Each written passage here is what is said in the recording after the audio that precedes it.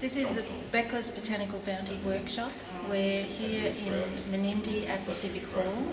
It's a 5-day workshop, and the artists are here working away on the plants that we've collected. We're primarily artists, though we're working at a very scientific level. So we go out into the field and collect plants, and then artists come back here. We have a huge array of maps and reference books so that we can research whether we have the right plants. The plants that we're looking for are on the Becklers plant list that he collected here in Menindee 150 years ago.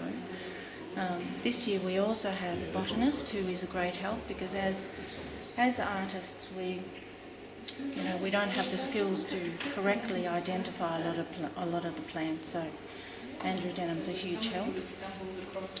And this year we also have Lyndon Gilbank that helps us a lot to understand some of the background.